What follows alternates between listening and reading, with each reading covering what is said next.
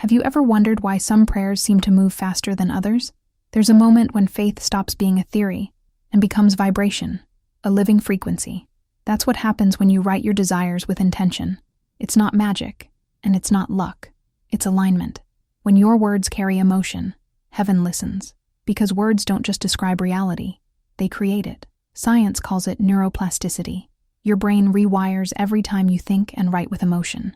It starts recognizing what matches your focus and filtering out what doesn't. That's why when you write something down with faith, everything around you begins to shift. The Bible already revealed this truth long before psychology did. Write the vision and make it plain on tablets, so he may run who reads it. Writing your vision is not an act of wishing, it's an act of creation. The moment you decide to put your dream on paper, you move from thought to manifestation. You're telling the invisible, I'm ready. The energy that once lived only in your mind begins to take form in the world. Heaven responds not to confusion, but to clarity. That's why doubt delays what faith accelerates. There's power in clarity.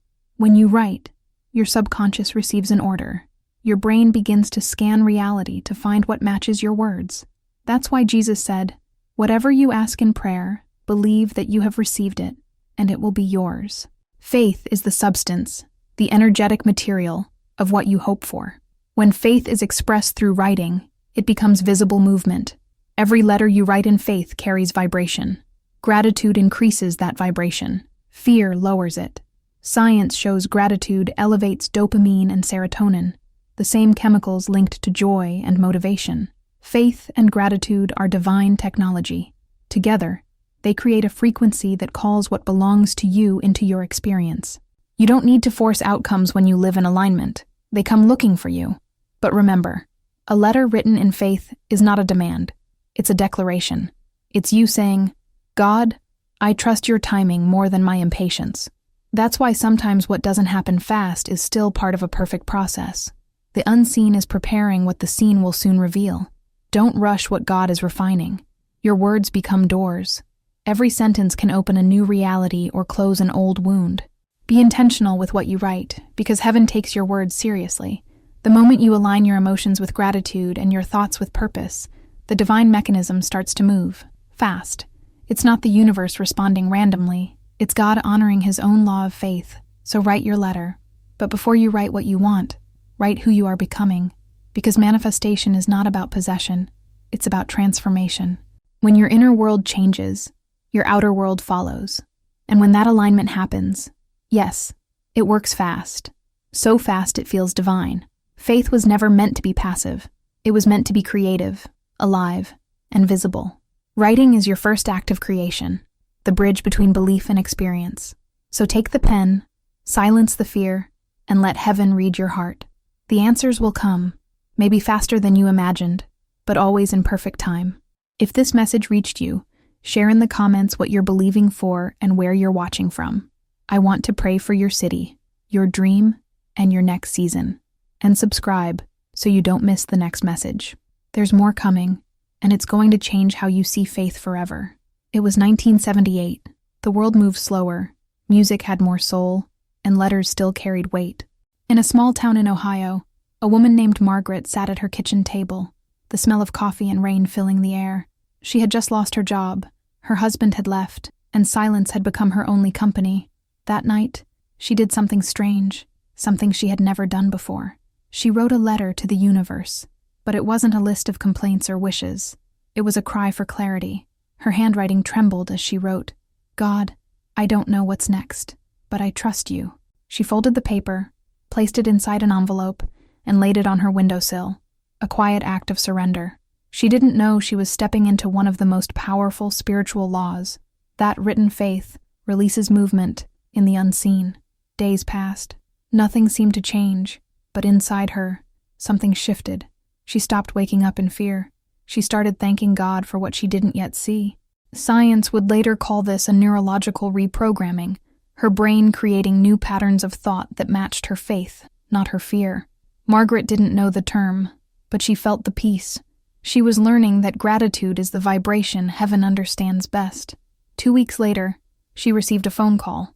It was an old friend from church who had opened a small bookstore in town. He needed help running it. Margaret accepted. She didn't realize that saying yes to something so simple would open a door to everything she had written for. That bookstore became her sanctuary. Surrounded by words, she began writing again. This time, letters of hope to other people. What she once asked for, she now gave away. Years later, she would say that the moment her life changed wasn't the phone call, it was the night she wrote the letter. Because writing in faith doesn't move God to act faster. It moves you into the place where His blessings were already waiting. The miracle wasn't in the ink, it was in the alignment. Margaret's story reminds us that manifestation isn't about controlling outcomes, but about trusting timing. The letter didn't summon magic, it awakened faith. When she wrote her desire, she unknowingly obeyed an ancient instruction: write the vision and make it plain. What she wrote was a seed, and faith was the soil. God never needed her handwriting to know her heart. But when she wrote, He saw readiness, and readiness attracts divine movement. The speed of a miracle is often the speed of surrender. The faster you let go, the quicker heaven responds. Margaret's letter didn't change the universe.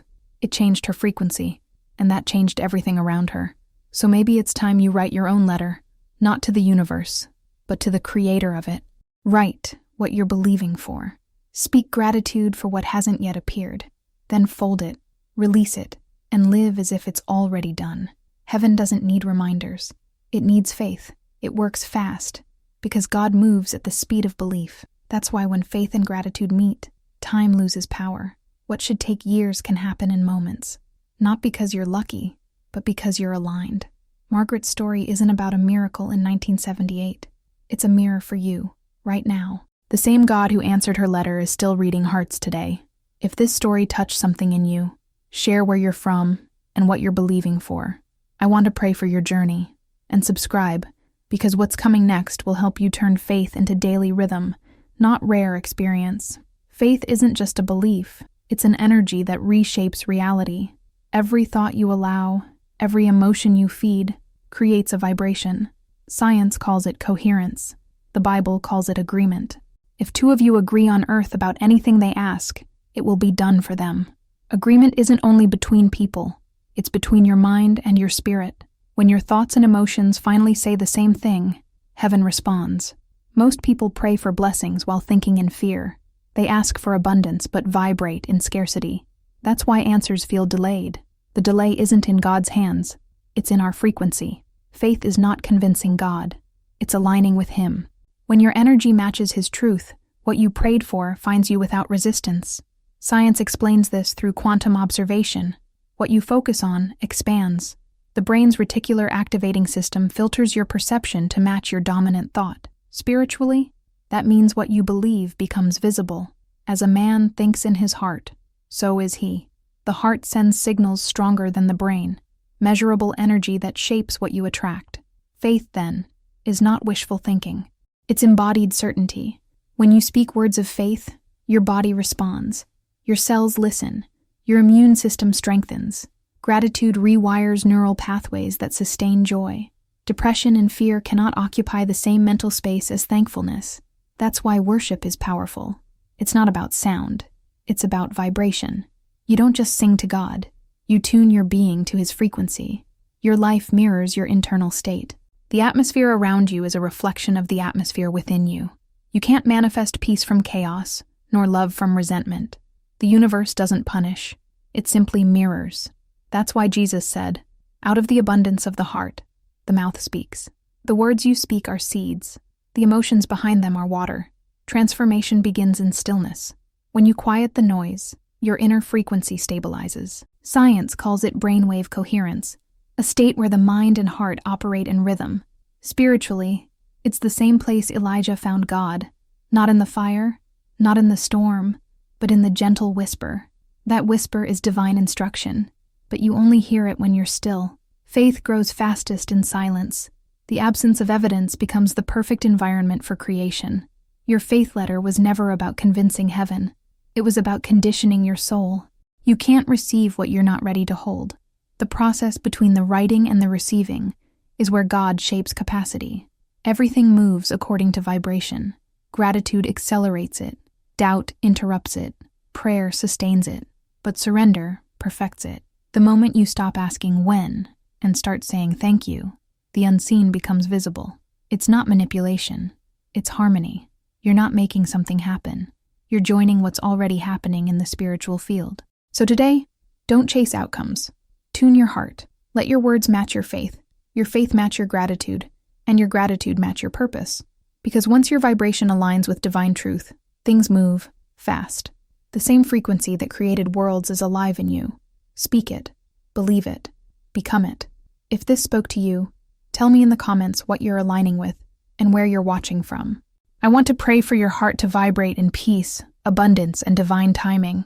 And subscribe, because what's coming next will show you how to live in that frequency, not for moments, but for life. Faith is not a moment, it's a rhythm.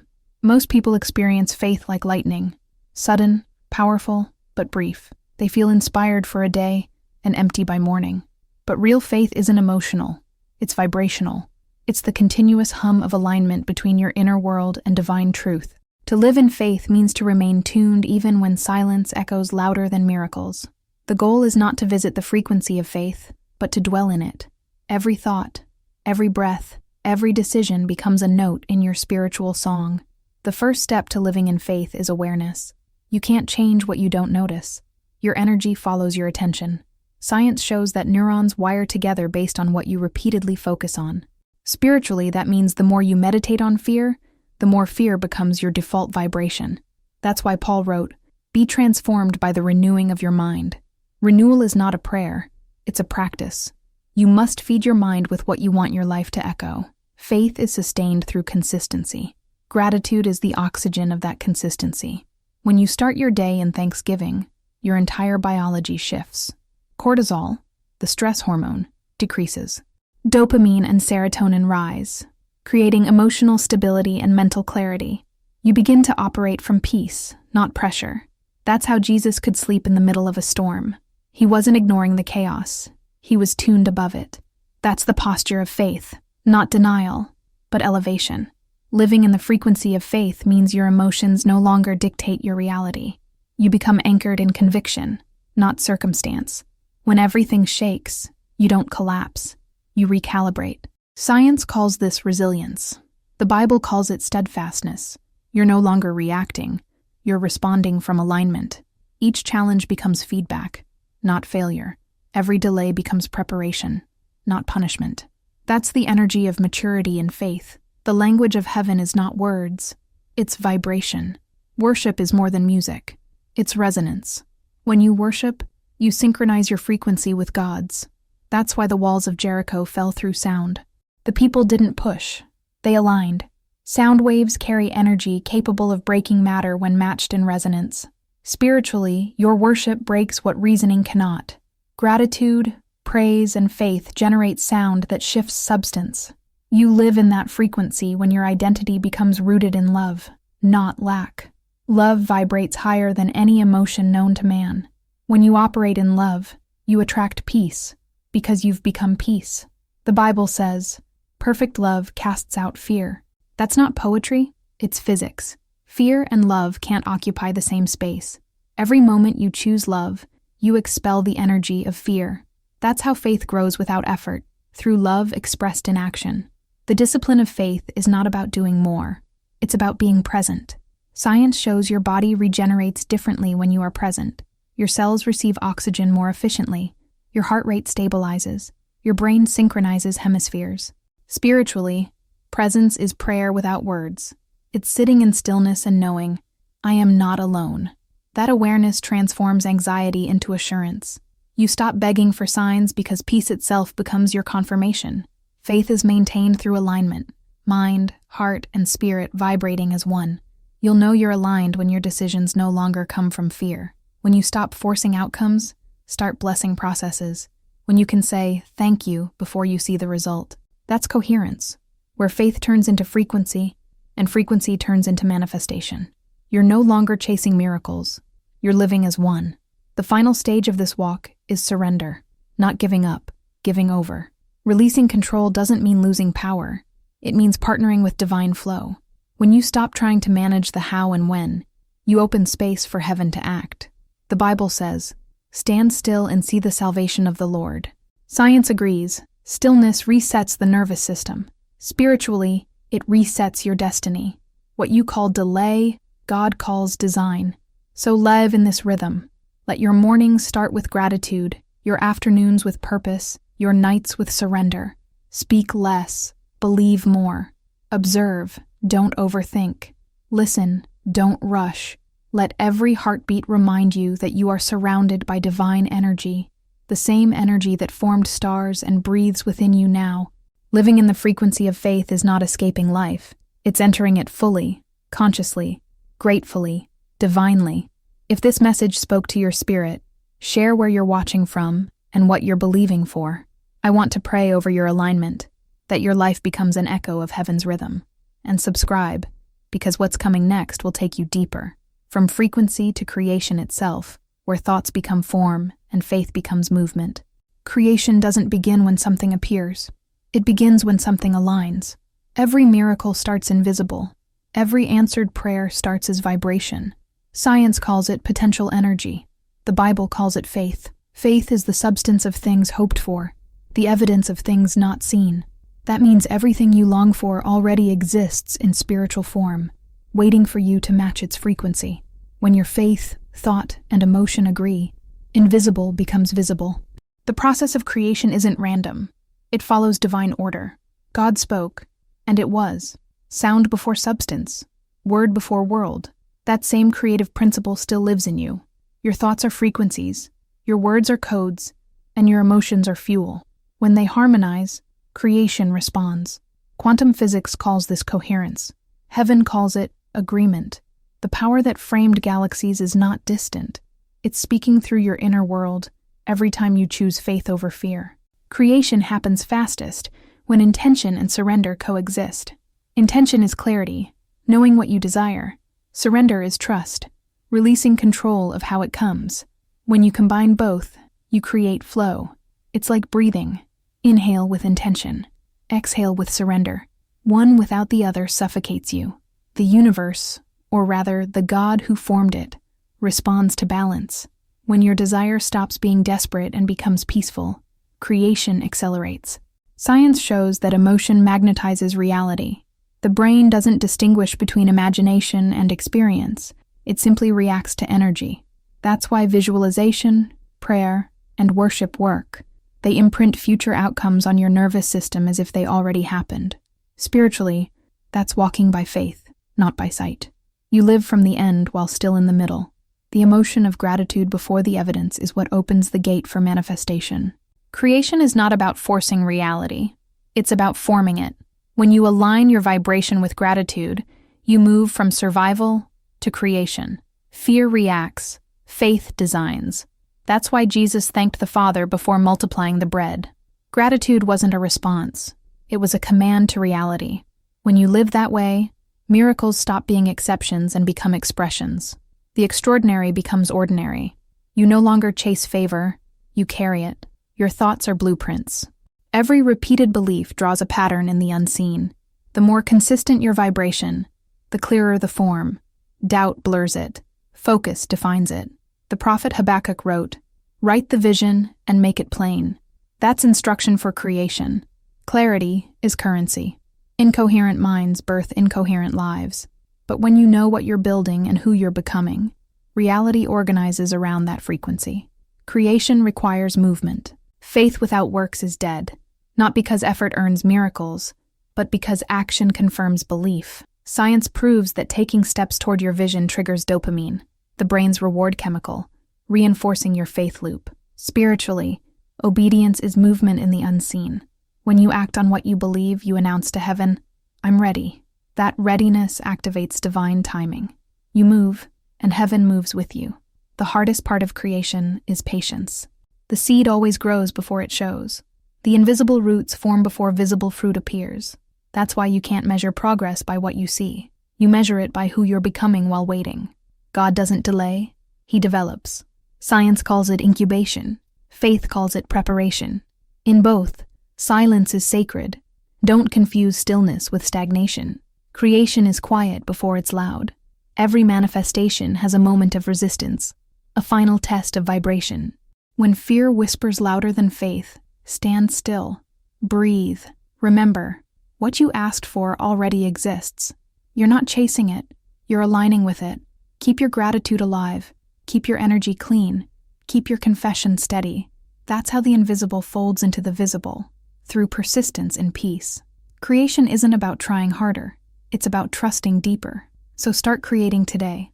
Speak light over your life. Write what you're believing for. Feel it until it's real. Act as if heaven already answered, because it has.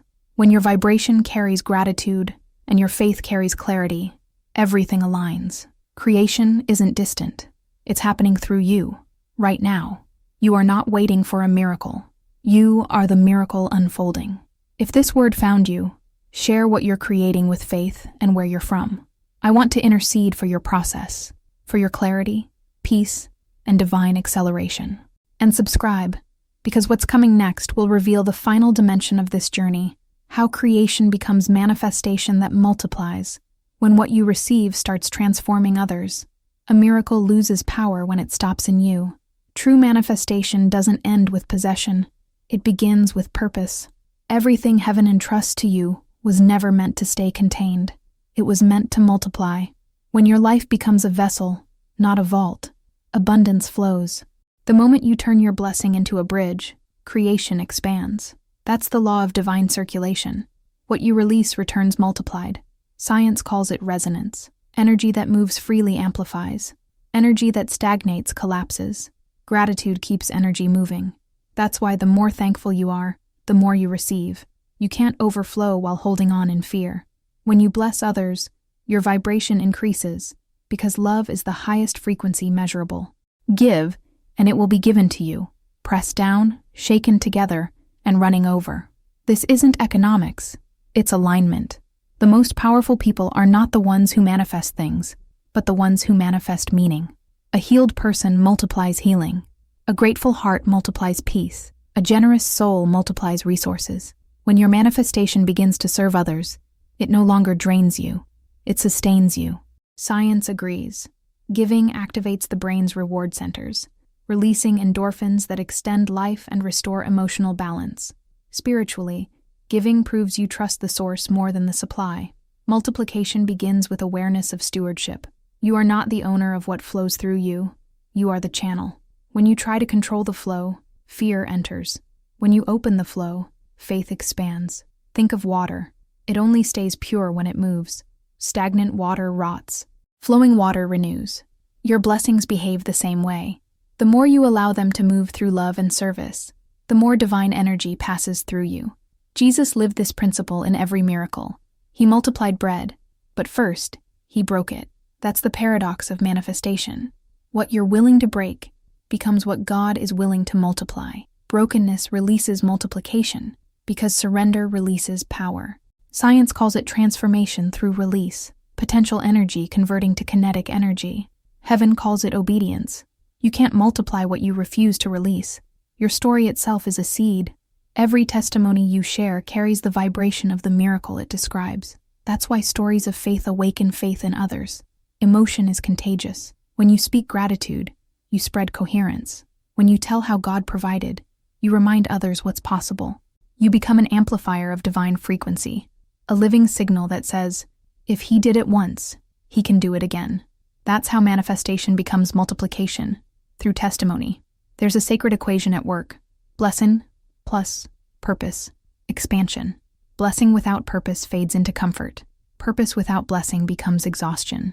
But when both align, heaven breathes increase. Science supports it. Purpose-driven living increases longevity and reduces disease. Spiritually, purpose-driven giving extends influence. You stop counting blessings and start becoming one. Every act of love creates ripple effects that science can't fully measure, but eternity can. Multiplication doesn't mean doing more. It means becoming more. Expanding doesn't require pressure. It requires presence. When you live from overflow, generosity is effortless. The more you rest in faith, the easier giving becomes, because you know lack doesn't exist in divine consciousness. You're not losing when you give. You're making room for increase. It's spiritual physics. What leaves your hand never leaves your life. It returns, refined and multiplied. The danger is forgetting the source. When blessings become idols, the flow stops. That's why every miracle must lead you back to gratitude. Every answered prayer must bring you to humility. Every manifestation should echo, "This was never me. It was God through me." Gratitude keeps the channel pure. It reminds you that abundance is partnership, not possession. That's what keeps manifestation sacred, the awareness that you are both vessel and witness. So let your manifestation multiply. Give freely. Speak life. Serve from overflow, not obligation. Write your next letter, not asking this time, but thanking. Let your story inspire, your faith ripple, your energy renew others. Because the true proof of divine manifestation is not in what you gain, but in what grows because of you. You are not just blessed. You are becoming a blessing system, an open flow of heaven on earth. Creation was never meant to be a moment you visit. It was meant to be the atmosphere you live in. Every breath you take is proof that God still creates through you. You inhale possibility and exhale intention. You are a moving extension of divine imagination. The same spirit that hovered over the waters in Genesis now hovers within your consciousness, waiting for your agreement. Faith is not an event. It's a frequency of being. And when you dwell there, creation never stops. Constant creation begins with awareness. You are not separate from the source. You are a reflection of it. Jesus said, "I am in the Father, and the Father is in me." That wasn't poetry. It was reality. When you understand that divine life flows through you, you stop striving for miracles and start manifesting naturally. Science calls this flow state, when the mind and body move in perfect coherence, producing results that seem supernatural. Spiritually, it's partnership with God's rhythm. The world around you mirrors the world within you. If you live in inner chaos, outer chaos will answer. But if you abide in peace, creation responds with clarity. Your energy field, measurable by science, extends beyond your body, influencing people, spaces, and events. That's why presence matters more than pressure. When you carry peace, you create order. When you carry gratitude, you attract grace. Living in creation is not doing more. It's becoming more present to what already is. Constant creation requires stillness and motion, the ability to move without losing center. Jesus walked through storms but never lost alignment. His calm commanded the waves because the waves reflected his vibration. You have that same authority. Science confirms that calmness lowers entropy, bringing order to chaos. Spiritually, peace is dominion. When you carry inner stability, your environment reorganizes around it. Creation begins to flow through you, not against you. Faith becomes a living frequency when you learn to abide instead of visit. Too many people experience presence only in crisis, worship only in need, and silence only in exhaustion. But the abiding soul communes constantly. You don't wait for sacred moments. You create them in every breath. Washing dishes, walking outside, sitting in traffic. All become holy spaces when your awareness is anchored in gratitude. That's living prayer, existence as worship. Science says your body regenerates billions of cells daily. Spiritually, that means you are being recreated moment by moment. What you think and feel during that process determines who you become. Every thought imprints instruction into new cells. Every emotion carries information. When you abide in faith and gratitude, your body literally begins to mirror heaven's design. Stronger, lighter, more alive. You are being shaped by what you meditate on. The secret of constant creation is coherence, the unity of thought, word, and action. The Bible says, "Let your yes be yes and your no be no." That's energetic integrity. When your speech matches your belief and your behavior reflects both, power flows unhindered. Doubt divides energy. Faith unites it. Creation responds to unity because God is oneness. That's why internal conflict blocks manifestation. The split mind can't produce coherent outcomes. You abide in creation by releasing control of time. The spirit doesn't rush, it unfolds. When you stop measuring progress by speed and start measuring it by depth, peace expands. Science shows that time perception changes in states of flow. Minutes feel like hours, hours like moments. Spiritually, that's eternity touching time. When you dwell there, you stop fearing delay because you realize divine timing is not late. It's layered. Every pause is purpose disguised.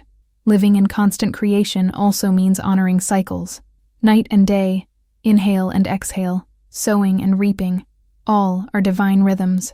When you fight them, You burn out. When you flow with them, you rise higher. You can't always be producing. Sometimes faith means resting, recalibrating, receiving. Even God rested after creating. That rest wasn't exhaustion, it was satisfaction. To abide is to rest in trust. Knowing creation continues even in your stillness. So breathe, be aware, be grateful. Let every thought you choose, every word you speak, every step you take become part of divine movement. You are not waiting for creation to happen. You are creation happening. The kingdom of heaven is not somewhere you visit. It's a frequency you live in. The more you abide there, the more your life becomes proof that God is still speaking through human form, through your hands, your words, your presence. If this truth resonated, share where you're from and how you're learning to live in creation. I want to pray for your awareness, that peace becomes your permanent state, and every moment becomes sacred. And subscribe, because the next message will unveil the highest layer yet, how divine creation turns into co-creation, where you and God design reality together. Creation is never meant to be a solo act. You were designed to build with the divine. The moment you stop seeing yourself as separate from heaven, everything changes. Co-creation isn't you trying to convince God to bless your ideas. It's allowing His ideas to flow through you. You become the brush in His hand, the instrument through which eternity expresses itself in time. Every vision you carry is not random. It's a fragment of God's own imagination looking for a willing partner. Science calls this state coherence with the field. When your heart and brain synchronize, you access creative intelligence far beyond logic. Spiritually, this is partnership. We are God's fellow workers. Your part is availability. His part is expansion. The moment you align thought, emotion, and faith, inspiration arrives like breath. You stop asking for signs because you become one. That's co-creation. When your will and His will no longer wrestle, they dance. Co-creation begins in intimacy. You cannot create with someone you do not know. Prayer is not negotiation. It's calibration. It's tuning your inner frequency to divine tone. When you pray not to get something, but to become something, heaven responds instantly. Science shows that focused meditation increases neural connectivity, expanding intuition. Spiritually, the same happens in prayer. Your spirit learns the language of guidance. You begin to recognize divine ideas the moment they whisper. Partnership requires trust. You bring the vision. God brings the velocity. Faith gives form. Grace gives force. The reason many never experience divine co-creation is that they try to manage both, but you can't control speed when you didn't create time. You simply say yes. Every divine idea carries its own timeline. When you surrender to that rhythm, peace replaces pressure. What once felt delayed begins to feel designed. Your imagination is holy ground. It's where spirit paints first drafts of reality. The Bible says, humanity was made in God's image. That means in His imagination. Science confirms imagination activates the same neural pathways as experience. When you visualize with emotion and faith, you imprint the unseen. Spiritually, you are rehearsing miracles before they manifest. That's why the mind of Christ is not a metaphor. It's a mirror. To think like Him is to create with Him. Co-creation also means contribution. God never gives you ideas just for your comfort. He gives them for your calling. Every divine download carries collective impact. That book you're meant to write, that business you feel stirring, that song, that mission, all are part of heaven's strategy to heal the world through your hands. When you step into that purpose, provision follows. Creation funds its own expansion. What you need flows once you start building. Science calls it the observer effect. Reality responds to observation. Spiritually, it's agreement. When you look at what God shows you and say, yes, I see it, you anchor possibility into matter. Words become blueprints. Gratitude becomes gravity, and obedience becomes acceleration. The moment you act on divine instruction, energy organizes around it. That's why miracles look sudden. They're not. They're the visible arrival of invisible agreement. Co-creation transforms work into worship. It's when your everyday actions carry eternal significance. Writing an email, raising a child, speaking kindness, all become sacred tasks when done with awareness of partnership. Jesus said, "I only do what I see the Father doing." That's divine imitation. Science calls this neural mirroring. Your brain models the behavior it focuses on. When your focus is divine, your actions reflect divinity. But to co-create, you must stay pure in motive. Ego wants applause. Spirit wants impact. The ego says, "Look what I made."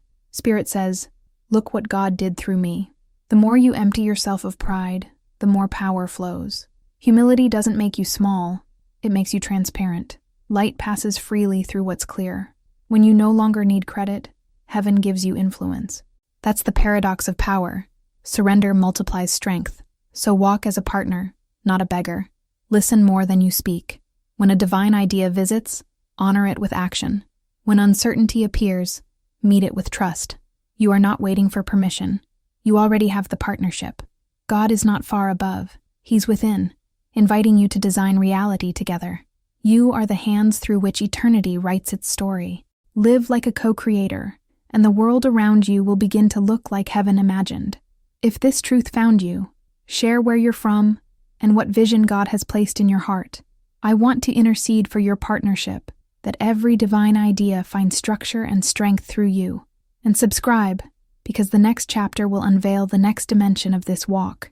Divine flow. How to live so aligned that blessings no longer chase you. They simply follow your rhythm. Flow is the natural rhythm of heaven. It's how creation breathes, without force, without friction, without fear. When you live in divine flow, you stop pushing and start participating. You realize life isn't something happening to you. It's something happening through you. You no longer chase outcomes, you channel them. Flow is what happens when trust becomes your default and alignment becomes your atmosphere. It's not about doing less. It's about doing from presence, not pressure. Science describes flow as the state of total absorption, where self-consciousness fades and performance peaks. The brain stops fighting itself. Energy moves freely. Spiritually, it's surrender. The mind quiets, the soul listens, and the spirit leads. In him we live and move and have our being. That verse isn't poetry. It's quantum truth. When you enter divine flow, you operate inside divine movement. Heaven doesn't resist you because you're moving in its current. To live in flow, you must first release resistance.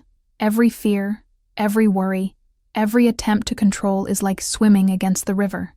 The more you fight, the more exhausted you become. Faith means letting go of the shore.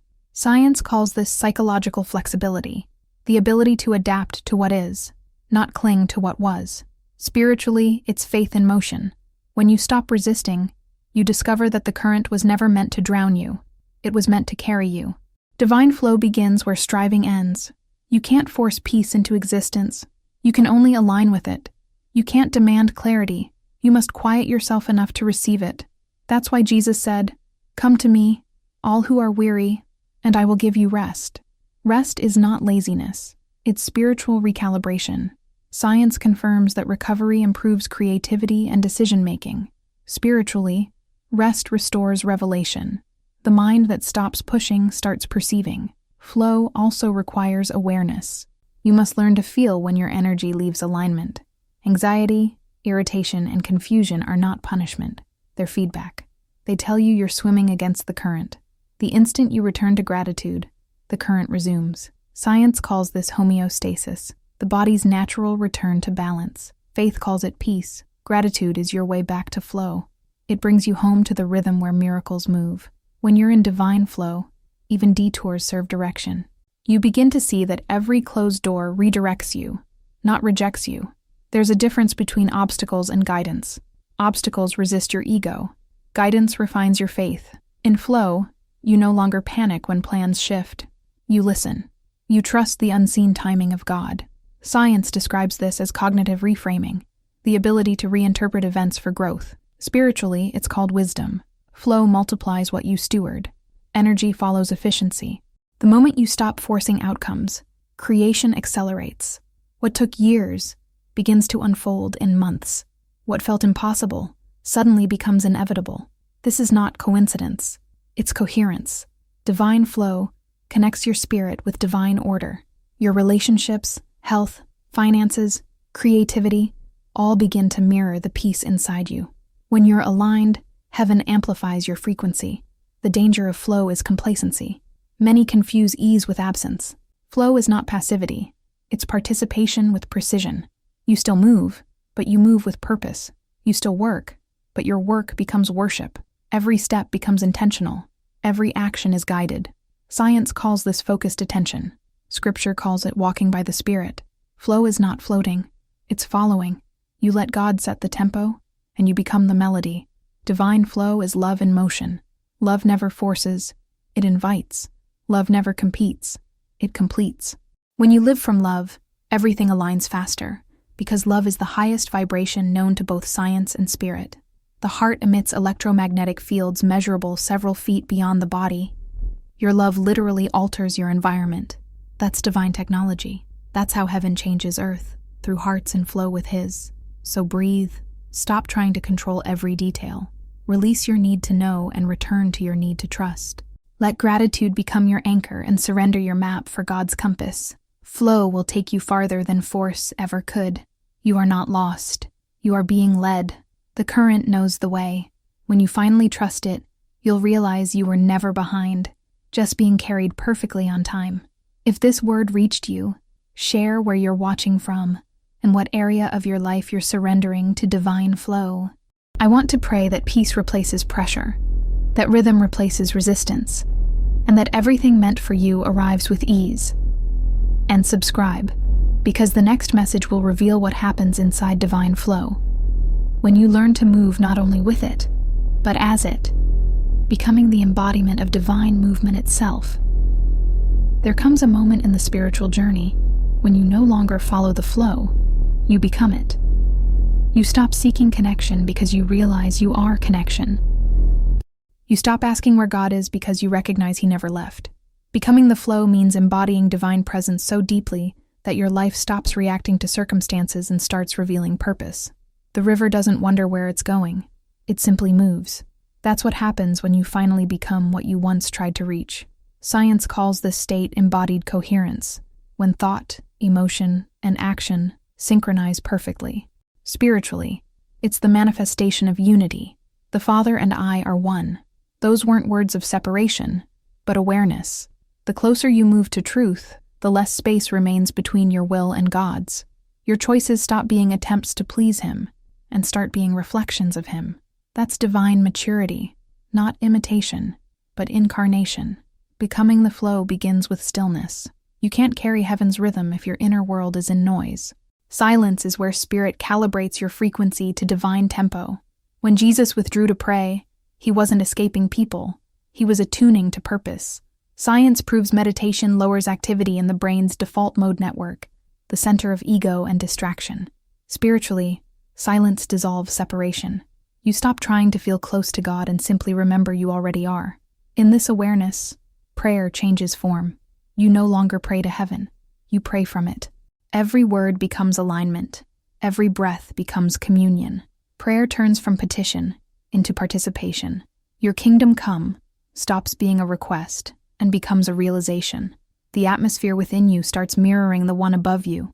That's why peace grows permanent, because you've shifted from visiting presence to living as it. Your body also transforms in flow. Science shows gratitude and compassion activate heart coherence, influencing the nervous system to operate in harmony. Spiritually, this means your physical being becomes a channel of divine frequency. Healing flows easier because resistance disappears. You no longer pray for wholeness. You express it. Miracles no longer surprise you because they match your nature. You've become what you used to wait for. To become the flow, you must abandon judgment of yourself and others. Judgment blocks energy. Love liberates it. The Bible says, mercy triumphs over judgment. Science echoes it. Compassion increases oxytocin, the hormone of connection. Every time you forgive, you free trapped energy and restore movement. That's why love is not weakness. It's wisdom. When you love, you align. When you align, you flow. In this state, purpose becomes effortless. You stop chasing destiny and start attracting divine timing. The right people appear, the right doors open, the right opportunities unfold, not because you force them, but because you've become magnetically compatible with what's meant for you. The law of attraction becomes the law of expression. You're not drawing it in, you're radiating it out. Creation recognizes its own vibration and gathers around it. Becoming the flow also changes how you see challenges. Resistance no longer feels like opposition. It feels like refinement. Science calls this adaptive growth, the body strengthening through pressure.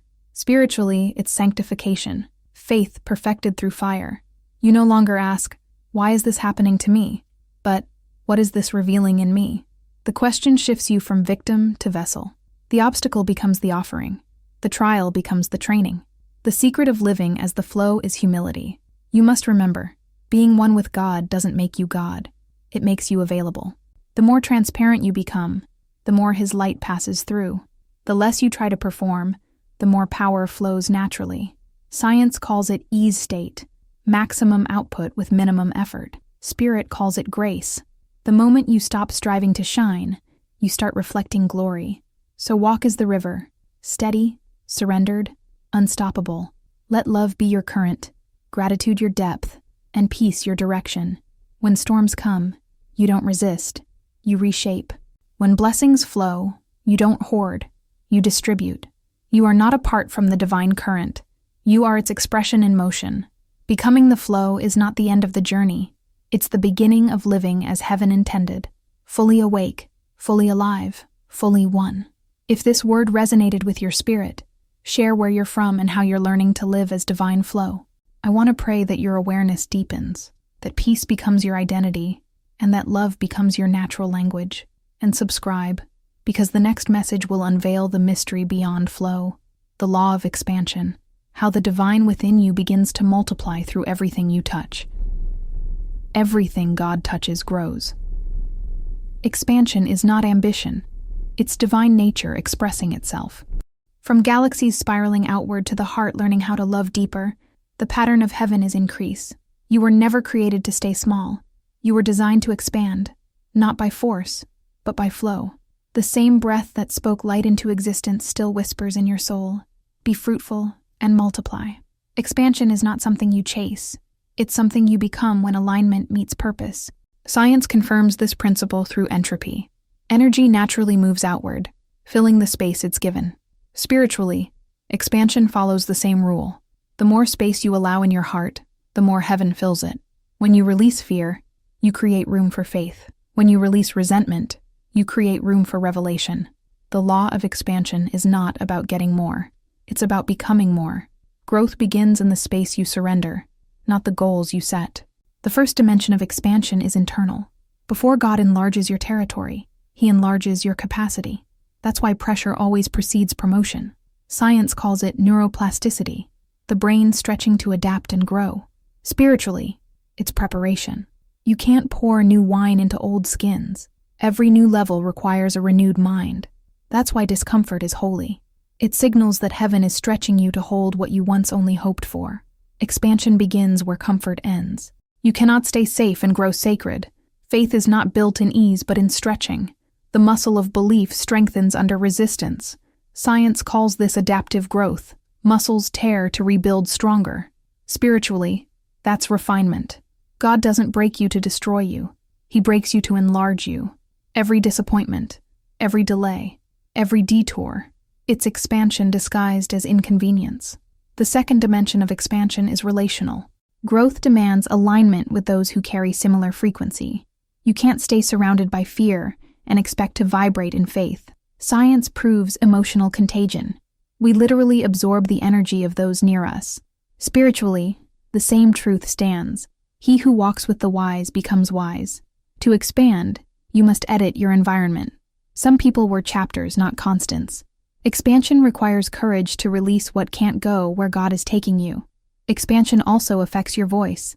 As your awareness increases, your words shift from reaction to revelation. You start speaking life before you see results. That's why the Bible calls the tongue the power of creation. Science supports it. Spoken words alter molecular vibration. When you bless, you build. When you curse, you constrict. To live in expansion, your speech must match your spirit. Every word is a seed. Every seed carries destiny. The law of expansion thrives on gratitude. Nothing multiplies in complaint. Gratitude signals readiness for more. It tunes your nervous system to abundance and reprograms your mind for receiving. Science shows gratitude expands gray matter, linked to empathy and joy. Spiritually, it opens heaven's gate. Jesus thanked the Father before multiplying the bread, showing us expansion begins with appreciation. What you thank God for, He trusts you with again. Expansion isn't always visible. Sometimes the growth happens underground, where eyes can't see but roots dig deeper. Science calls this latent development, invisible progress, that eventually erupts into visible transformation. Spiritually, this is faith's laboratory. Heaven grows you in hidden seasons, so your visible life won't collapse under unseen weight. Don't despise the quiet stretches. They're sacred. Silence is often the soil of expansion, but the final measure of expansion isn't size, it's impact. True growth blesses others. You know you've expanded when your presence multiplies peace, when your words build courage, when your existence awakens others to their own divinity. The law of expansion demands expression. What doesn't flow out dies within. You were never called to contain glory, but to carry it into dark places until everything around you shines. So open wide. Let faith stretch your mind. Let love stretch your heart. And let purpose stretch your influence. You are not growing apart from God. You are expanding with Him. Every breath is proof that heaven still trusts you with more. Expansion is not the end of the journey. It's the rhythm of eternity moving through you. What you release grows. What you bless multiplies. What you surrender expands. If this message found your heart, share where you're watching from and what area of your life God is expanding. I want to pray for your capacity, that you'll have strength for the stretch and peace for the process. And subscribe, because the next message will unlock the next movement of heaven, the energy of love, the force behind all expansion, creation, and transformation. Everything in creation moves because of love. Before there was matter, before there was time, there was intention, pure, self-giving energy that we call love. It is the first vibration, the one that never stops resonating through everything that exists. Science recognizes it as coherence, the force that binds atoms into molecules, keeps planets in orbit, holds galaxies in place. Scripture simply says, God is love. When you touch love, you touch the frequency that built the universe. Love is not emotion, it's essence. Emotions rise and fall like tides, but love is the ocean itself. It isn't something you feel only when life is gentle. It's what you become when you understand truth. Science shows that when you act in compassion, the heart emits a measurable electromagnetic field that influences others around you. Spiritually, that means love is contagious by design. Every act of kindness releases divine particles that realign reality toward healing. The energy of love transforms because it integrates. Fear divides. Love unifies. Science calls this quantum entanglement. Particles remain connected even when separated by distance. Spiritually, that's prayer. Love linking souls beyond physical reach. When you intercede for someone, energy moves. That's why Jesus said, "Love your enemies, bless those who curse you." Love doesn't justify their action. It overrides its vibration. In loving the unlovable, you reset the field around you to grace. Love heals faster than logic can explain. Studies show that gratitude and affection regulate immune response, lowering inflammation and stress. But the spiritual truth is deeper. Love reminds the body of its divine blueprint. Every cell recognizes love as home. When you choose forgiveness, you release trapped energy. When you choose gratitude, you allow divine flow to restore what fear once restricted. That's why miracles follow mercy. Love reactivates life where bitterness blocked it. To live in love is to live in alignment. You stop searching for meaning and start embodying it. You realize success without love is emptiness disguised as progress. True abundance isn't measured by what you have, but by how much of yourself you give freely. The energy of love expands with generosity. The more you release, the more you receive, because love's nature is circulation. Stagnant love suffocates. Flowing love multiplies. Love is the only frequency that erases separation. Science shows synchronized heartbeats in people who pray or meditate together.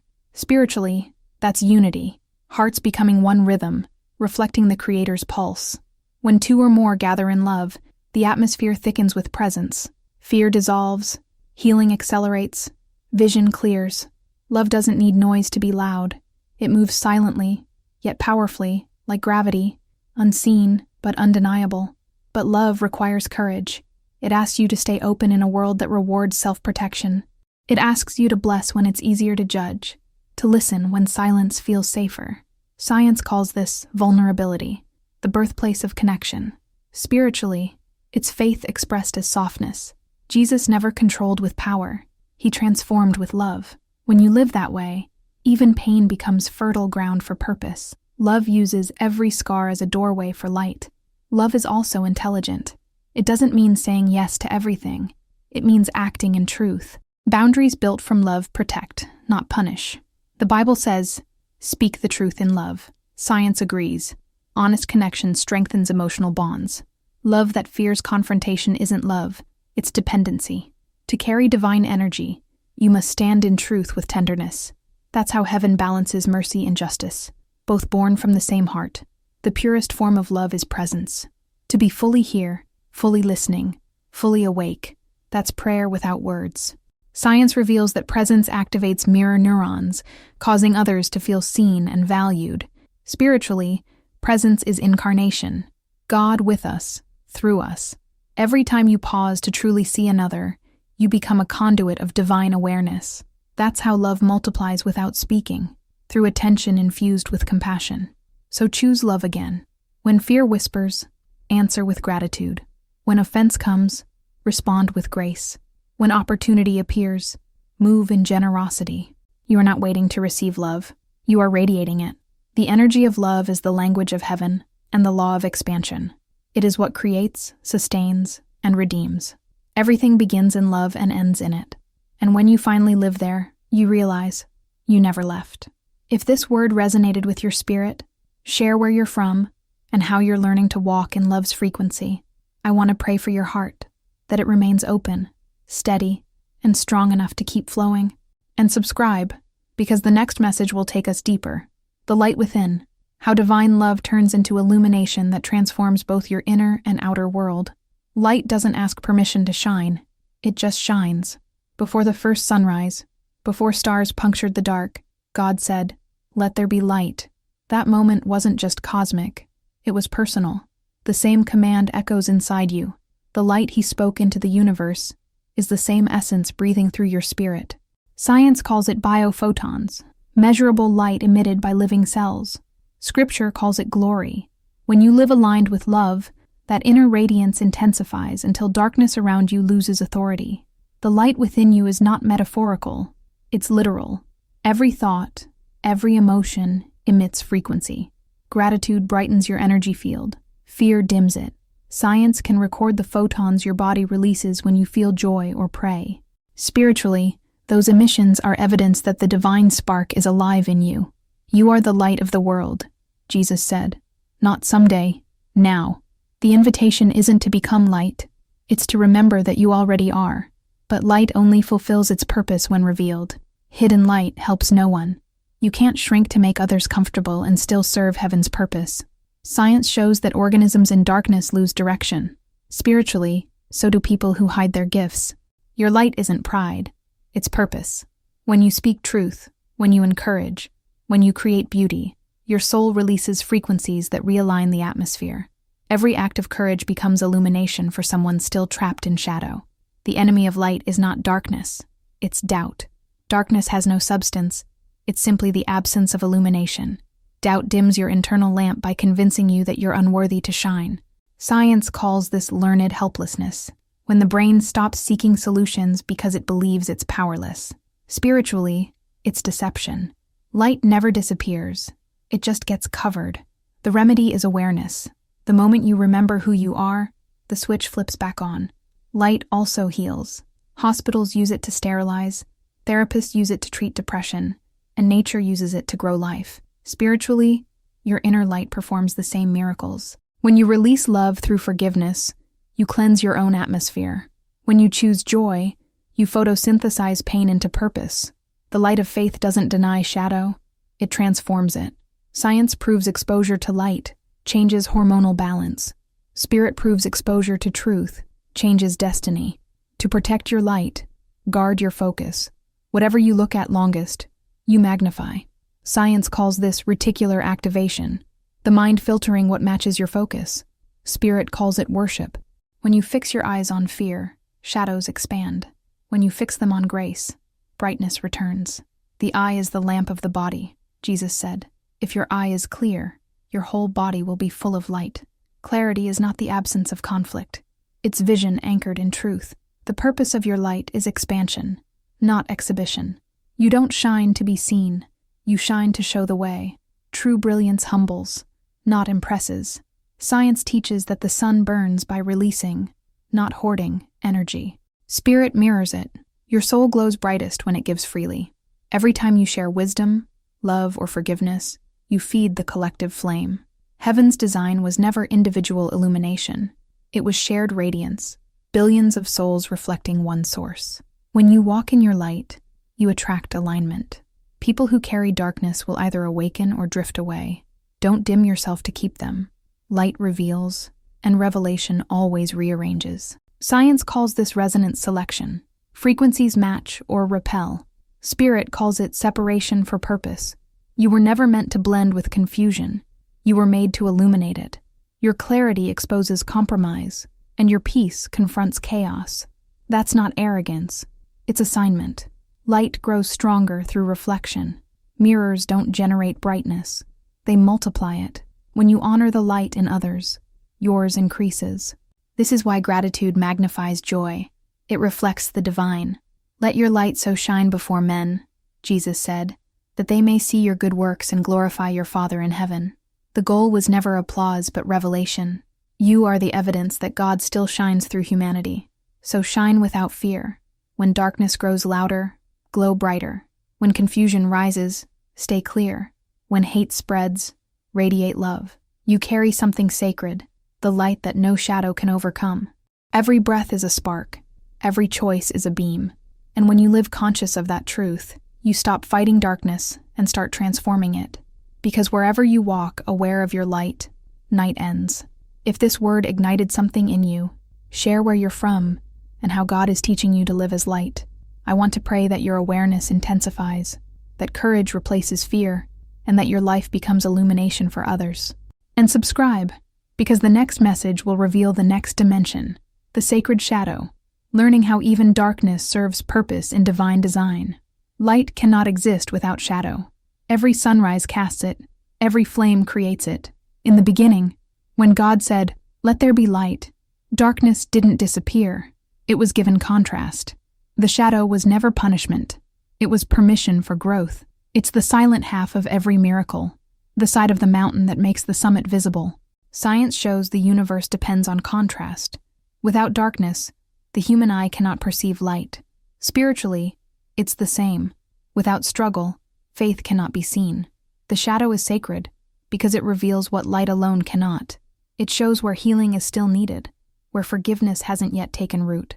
Science calls this integration, when the mind reclaims repressed parts to restore wholeness. Spirit calls it sanctification. The darkness inside you isn't evil. It's unhealed energy waiting for love.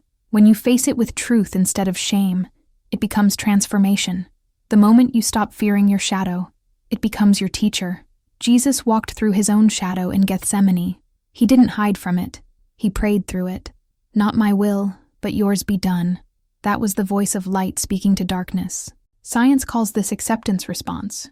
When surrender replaces resistance, the nervous system stabilizes. Spirit calls it obedience. The shadow loses power when you stop running. It's not there to destroy you. It's there to deepen you. Without Gethsemane, there is no resurrection. The shadow's purpose is to bring balance. Without humility, success corrupts. Without silence, words lose weight. Science speaks of homeostasis, equilibrium in living systems. Spirit calls it balance in being. Every time you encounter shadow, it's heaven's way of keeping you centered. Pain grounds wisdom.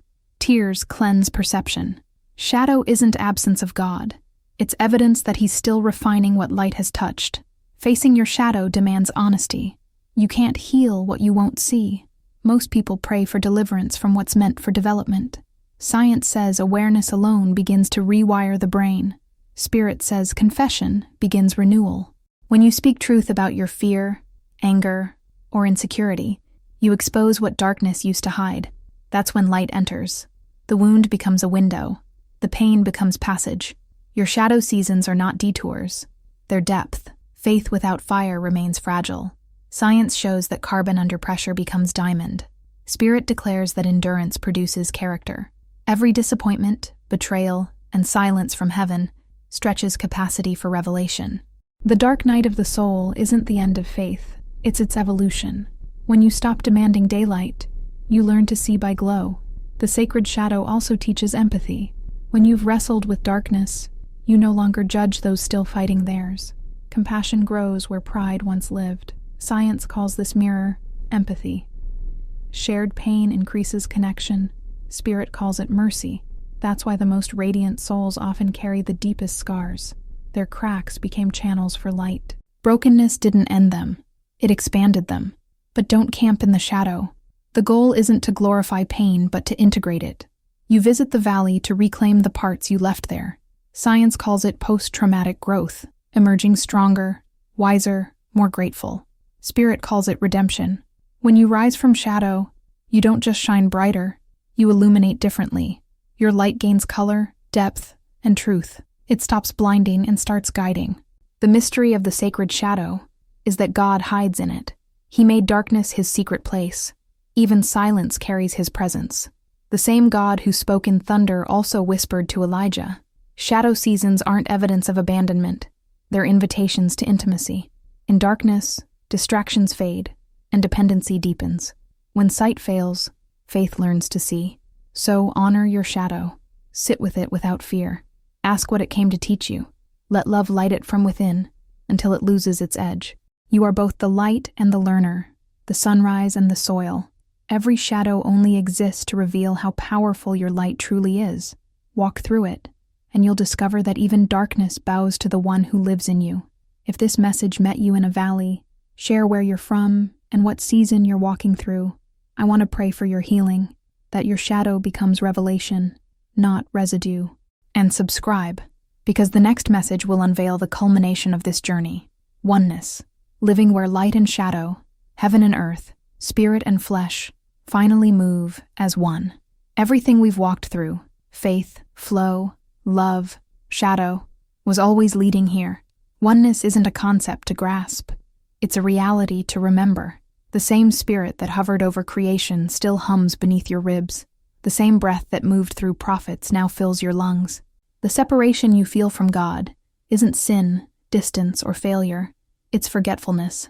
When awareness awakens, you realize you were never apart. Oneness is the state where you stop searching for presence and start living as it. Science calls this unified field theory, the understanding that everything is connected through invisible energy. Spirit confirms it. In him all things hold together. The galaxies, the ground beneath your feet, the rhythm of your heartbeat, all of it is sustained by divine intelligence. You are not outside looking in. You are part of the current that keeps everything alive. When you breathe, creation breathes with you.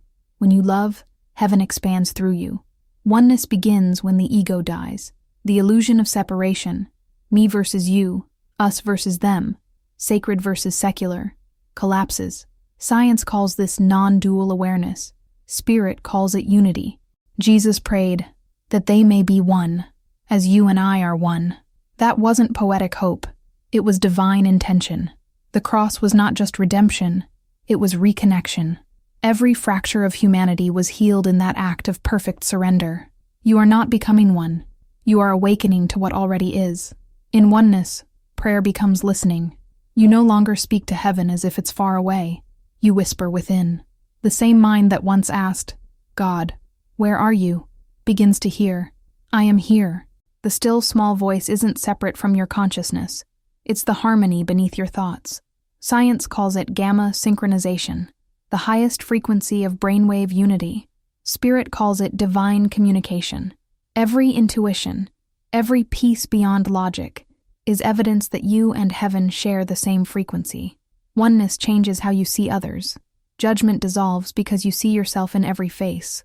Compassion replaces comparison because love recognizes itself. Science proves mirror neurons cause us to feel what others feel. It's proof that empathy is divine technology. Spirit calls it the body of Christ. When one suffers, all suffer. When one rises, all rise. Every act of kindness is not charity, it's alignment. You're healing yourself every time you love someone else. Oneness also redefines purpose. You stop chasing destiny and start living devotion. Work becomes worship, conversation becomes communion, silence becomes sanctuary. You no longer measure value by output. You measure it by awareness. The goal isn't to achieve, but to align. You realize heaven isn't a destination after life. It's the dimension within life when you live awake. Science calls this quantum coherence. Spirit calls it the kingdom within. In oneness, even time changes. Past, present, and future begin to overlap. Every answered prayer you're waiting for already exists in God's now.